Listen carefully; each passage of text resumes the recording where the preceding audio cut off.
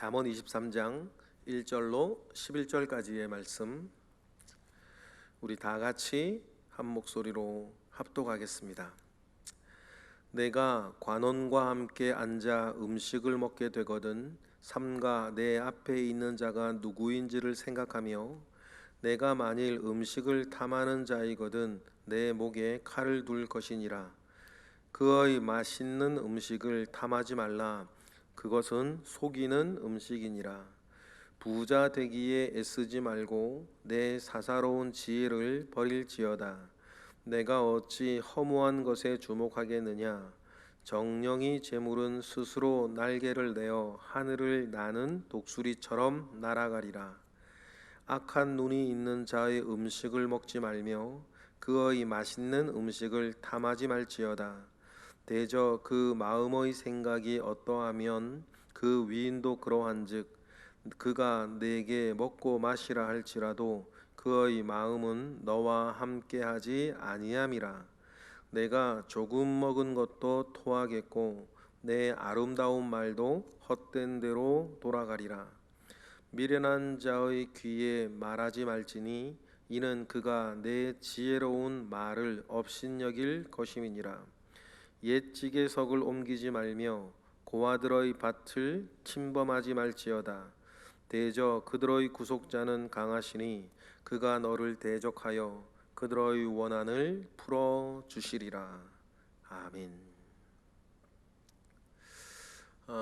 저는 그 아버지나 또 남편으로서 제일 싫은 장면, 상상하기도 싫은 장면이 작은 것이 하나 있는데, 그것이 뭐냐면 제 자녀들이 어떤 이유에서건 다른 사람이 술을 먹는 자리에 동석하게 되는 상황이에요. 저는 예전부터, 어릴 때부터 이상하게 그게 굉장히 싫었어요.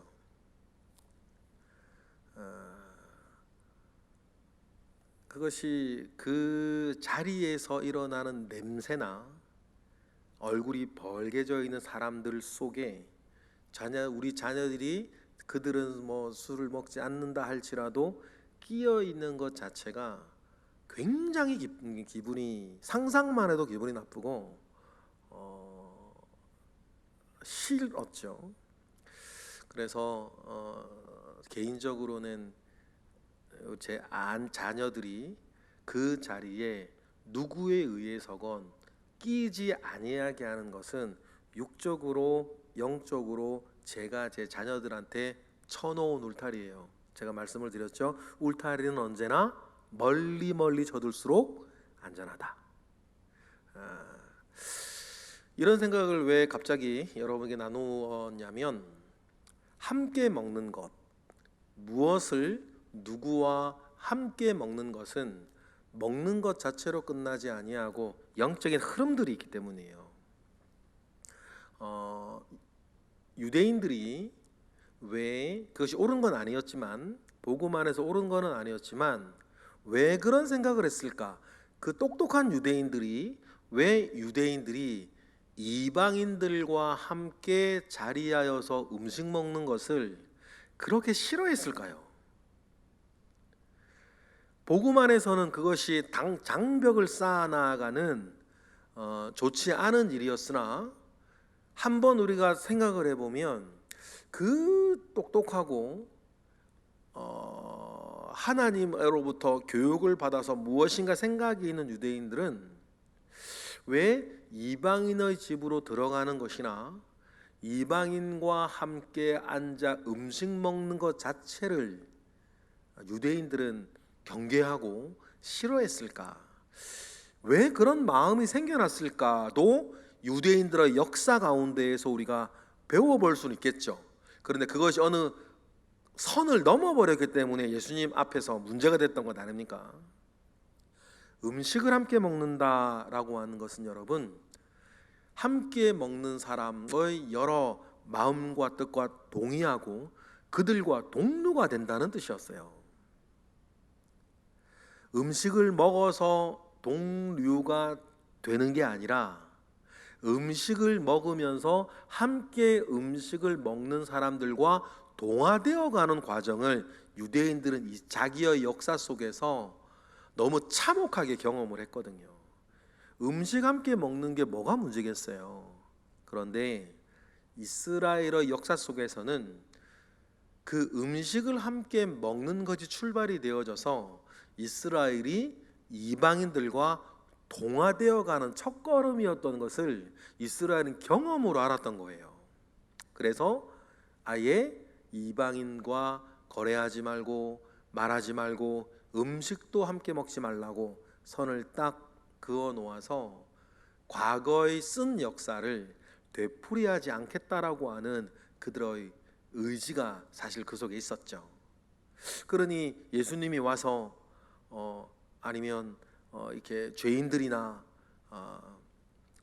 세리들이나 이방인들이나 사도들까지 생각을 하면 함께 음식을 먹는 것들에 대해서 그러한 유대인의 역사적 전통을 이렇게 중요하게 생각했던 사람들은 비난하고 이야기했던 것을 우리는 기억을 합니다.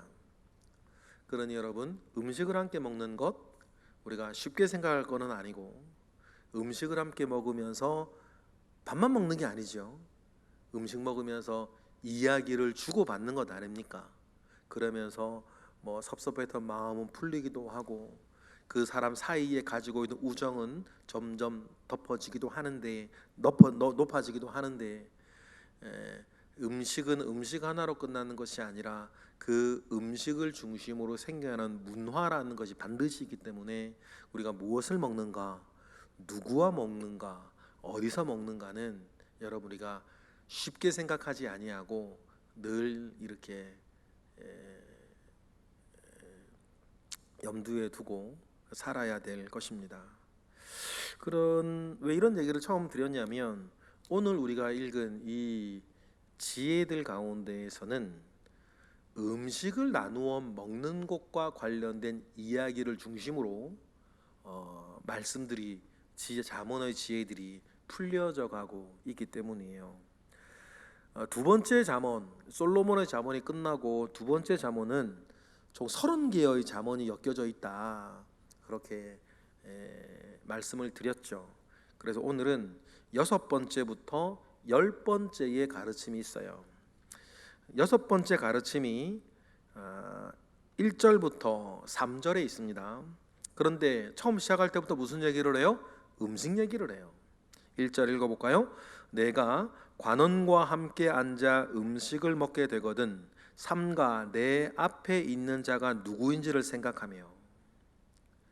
관원, 여기서 관원이라고 하면 높고 힘 있는 자리에 앉아 있는 사람이에요. 그 사람과 식사 자리에 앉게 되거든 무슨 말이냐면 그의 심기를 불편하게 하는 일을 식탁에서 뭐 하지 마라, 하지 마라 라고 하는 뜻이에요. 그래서 누구인지를 생각을 해라, 누구인지를 생각을 하라라고 하면서 되도록이면 식욕을 자제하라 라고 이야기를 해요. 2절 읽어볼까요? 내가 만일 음식을 탐하는 자이거든 내 목에 칼을 둘지어다. 그래서 힘 있는 사람과 높은 지위에 있는 사람과 밥을 먹게 되려고 되거든 그가 누구인지를 생각하고 음식을 탐하며 먹지 말라, 이렇게 잠언을 주세요. 그리고 특별히 뭐를 해야 되냐면 그의 맛있는 음식, 그 관리의 맛있어하는 음식을 탐하지 말라 그래요. 3절 읽어보겠습니다. 그의 맛있는 음식을 탐하지 말라. 그것은 뭐니라? 속이는 음식이니라. 여기서 속이는 음식이다라고 하는 것은 뭐라 그럴까요? 이렇게 잘못 만들어진, 쉬운 예로 중국산을 국산으로 둔갑해 만드는 그런 음식이 아니라는 건 아시겠죠? 여기서 말하는 속이는 음식은 그 힘있고 높은 사람이 여러분들을 초대해서 식사 자리에 있다 그러면 그 자리에 뭐를 생각하라는 것이면 이건 무엇인가 테스트를 하는 자리라는 거예요. 그렇죠? 테스트를 하는 자리. 가장 비근한 예가 뭐겠어요? 이렇게 결혼 얘기가 오가고 있는, 나쁜 건 아니니까 결혼 얘기가 오가고 있는 선남 선녀가 상대 부모님 식사 자리에 초대된 그 상황이 제일 일반적인 상황일 수 있어요. 그때 시부모나 장인어른 내외가 장인어른 장모가 되실 분들은 그 식사 자리를 통해서 뭐 하는 거예요? 이 사위나 며느리 될 사람들을 테스트하는 자리일 수 있겠죠. 그런 것처럼 관원이나 힘 있는 사람과 함께 식사 자리에 있을 때에는 내가 여기에 왜 초대가 되었는지를 잘 생각하고, 음식보다 뭐를 생각하라는 거예요? 그 테스트를 먼저 생각해라. 그 잠언인 거예요. 그렇죠? 그러니까 굉장히 잠언이 살아가는 데 필요한 지혜를 우리에게 주는 거죠. 그리고 아니면 어떤 속이는 음식이 있냐면 이 음식을 나누어 먹는 자리에서 힘있고 높은 사람이 그렇지 않은 나를 초대해서 음식을 먹을 때에는 테스트가 아니라고 한다면 뭐예요? 이 자리를 통해서 그가 무언가 나에게 요구하는 것이 있다는 거예요. 그러니까 그 음식을 먹는 자리에서 그것이 무엇인지를 생각해야지, 아무 생각 없이 뭐만 하지 말아라, 음식을 탐하며 개걸스럽게 먹지 말고 이것이 무슨 자리인지를 늘 생각을 잘 해라. 그런 잠언을 우리에게 주고 계십니다. 그러니 여러분, 이 말을 통해 확장을 하면 무엇을 먹는다, 누구와 먹는다, 어디서 먹는다라고 하는 것은 늘 우리는 염두에 두면서 살아가야 한다라고 하는 것을 잠언은 우리에게 이야기를 해주시죠. 7번째 가르침은 4절 5절입니다. 4절 5절 우리 다 같이 읽어볼까요? 부자가 되기에 애쓰지 말고 내 사사로운 지혜를 버릴지어다. 내가 어찌 허무한 것에 주목하겠느냐. 정령이 재물은 스스로 날개를 내어 하늘을 나는 독수리처럼 날아가리라. 7번째 가르침은 부자가 되기 위해서 애쓰지 말라는 뜻이에요. 부자가 되기 위해서 재물을 쫓아다니지 말고 그 사람은 자기의 삶을 충성스럽게 성실하게 살면 사람이 재물을 쫓아가는 게 아니라 재물이 그 사람을 쫓아오는 거다, 그 이야기를 하는 거고, 그렇게 열심히 게을리게 살아가서 가난한 것이야 하나님이 취급 안 하시는 것이니까 열심히 자기의 몫을 다하며 살았어요. 그런데도 부자가 되는 사람이 있고 부자가 되지 못하는 사람이 있는데 그것까지 계산해 놓고 생각할 필요는 없는 거예요. 잠언에서 말하는 것처럼 부자도 누가 지으시고 하나님이 지으시고, 가난한 자도 누가 지으시고 하나님이 지으셨으니 지음받은 그대로 살면 되는 것 아닙니까? 그러니 그 과정에서 우리가 어떠한 삶을 또 살게 될런지는 모르지만 일단은 뭐 하지는 말아라, 돈 쫓아다니면서 살지는 말을 하는 거예요. 돈 쫓아다니면서 살지는 말고 그저 나는 나에게 주어진 상황과 형편과 은사와 재능과 건강과 기회에 따라 나는 나의 삶을 살면 하나님이 뜻하시고 원하시면 재물이 필요한 자에게는 은사로 재물을 주실 거고, 건강이 더 필요한 자에게는 은사로 건강을 더 주실 거고, 지혜가 필요한 자에게는 은사로 지혜를 더 주실 거고, 우리가 아는 거 아닙니까? 때를 따라 도우시는 하나님을 아시는 거예요. 그러니 여러분, 돈과 관련되어져서 스트레스 받지 마시고 여러분 사시면 돼요. 돈과 관련돼서 하나만 조심하시면 돼요. 빚을 지지 않는 거예요. 빚을 지면 그 돈이라고 하는 것이 그 사람의 심령과 중심에 굉장히 강력한 영향력을 미쳐요. 그죠?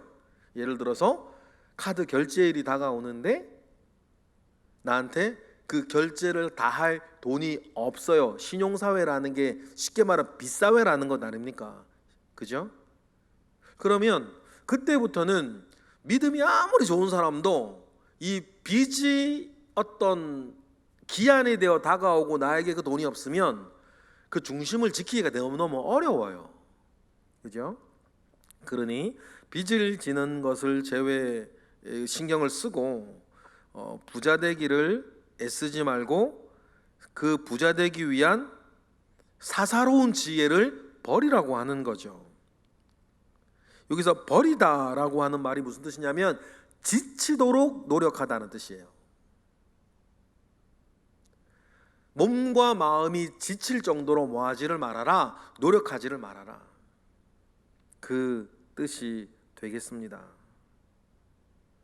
그래서 여러분 좀 우리가 하나님 아버지 앞에 우리의 영혼을 잘 관리하며 사시려면 돈과 관련되어져서는 조금 둔하게 사시는 게 좋아요. 뭐 하면 돈이 되고 뭐 하면 돈이 안 되고 예민하고 맑은 사람들이 있어요. 그것이 그렇게 좋지는 않아요. 그거 쫓아다니다가 자문은 뭐라 그럽니까? 이렇게 망하기가 쉽고, 또 5절에 보면 설령 그래서 돈을 모았다 하더라도 어떻게 된다는 거요? 독수리처럼 날아가게 될 거다. 그렇죠? 그래서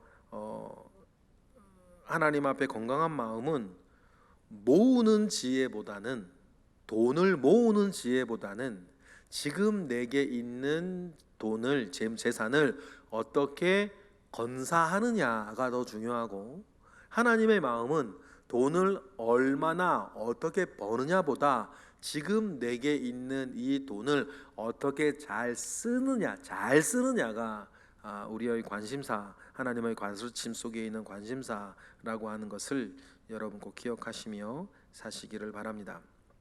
8번째 가르침은 6절부터 8절이에요. 6절을 먼저 읽어보겠습니다. 시작. 악한 눈이 있는 자의 음식을 먹지 말며 그의 맛있는 음식을 탐하지 말지어다 라고 하면서 6번째 가르침이 사실은 6절의 한 절에 축약되어져 있지요. 여기서 중요한 건 악한 눈을 가진 자라는 건데, 이 악한 눈을 가진 자라는 말을 쉽게 번역하면 뭐냐면 구두쇠라고 하는 뜻이에요. 구두쇠. 자기중심적이고, 구두쇠의 특징, 자기 욕심 가운데 있는 사람이에요. 그런데 그런 사람이, 구두쇠인 사람이 음식을 먹고 7절처럼 친절히 베풀면 친절이 아니라는 것을 기억을 하라, 그 말이죠.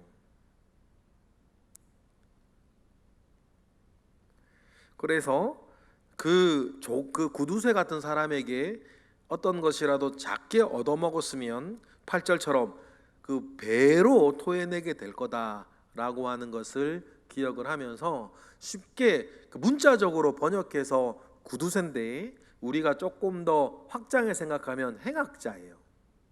그러니 여러분, 행악자인 사람하고는 밥도 같이 먹지 마세요. 아까 맨 모두에 말씀드렸던 것처럼 누구와 무엇을 어디서 먹느냐는 동화되어 가는 과정, 동의하고 동료가 된다는 의미가 성경에 있다는 것을 여러분 꼭 기억을 하셔서 이 행악자들과는 밥도 먹지 않는 것이 굉장히 중요하다, 꼭 기억하시기를 바랍니다. 9번째 가르침은 9절에 있습니다. 9절 읽어볼까요? 다 같이. 미련한 자의 귀에 말하지 말지니 이는 그가 내 지혜로운 말을 업신 여길 것임이니라. 그래서 잠언은요 1장 7절에도 그렇고 22장 9절에도 그렇고 지혜 없는 자에게 지혜로운 말을 나누어 주지, 전해주지 말라는 이야기를 합니다. 여러분, 열정이 없는 사람에게 사랑을 주면 그 사람은 죽는 거예요. 그렇죠? 열정이 없는, 여러분 아들이나 딸에게도 자식들 잘 생각하셔야 돼요. 누구에게라도 열정이 없는 사람에게 사랑을 자꾸 주면 그 사람은 죽어요. 무슨 말 이해하시죠? 똑같은 논리. 질문 없는 곳에 자꾸 답을 주면 그 사람이 썩는 거예요. 그러니 여러분, 미련한 자에게는 지혜를 주지 않는 거예요. 예를 들어서 영적으로 제가 아까 술에 대한 이야기를 했어요. 술에 대한 이야기를 했는데 사람마다 자기 생각, 자기 의견이 있어요.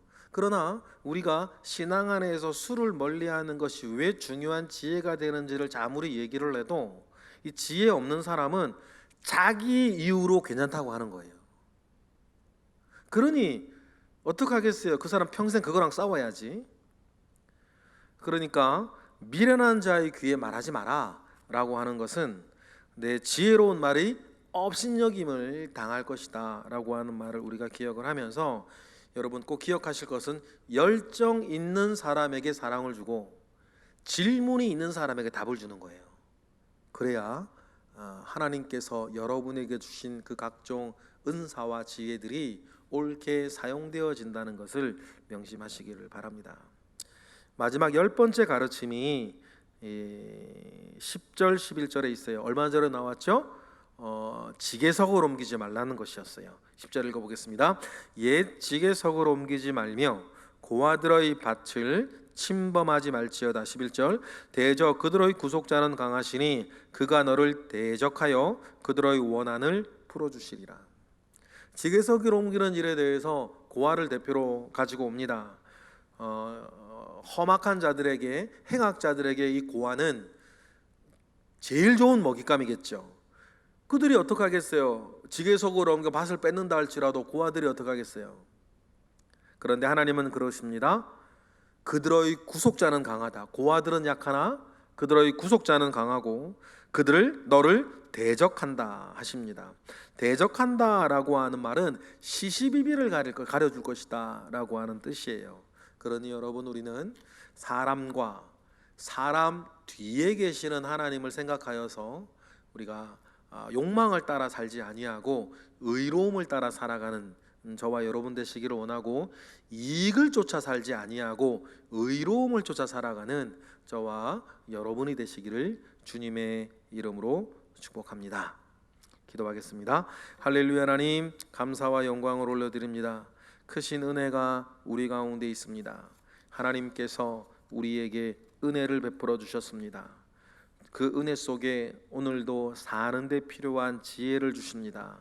그 지혜가 우리 속에 단단히 박힌 못처럼 되게 하셔서 우리가 이 지혜의 말씀을 쫓아 살아가게 하시고, 우리가 하나님의 말씀 그 지혜를 따라 살았기에 더욱더 온전하게 우리의 삶을 이어가는 지혜자, 지혜로운 사람 되도록 은혜를 베풀어 주시옵소서. 이 시간 드려지는 1000번째 예물 가운데에 주님 함께 하시고, 오늘도 새벽을 깨워 기도하는 이들 주님 기억하사 영육간에 주님이 함께 하옵소서. 예수 그리스도의 이름으로 기도드렸나이다. 아멘.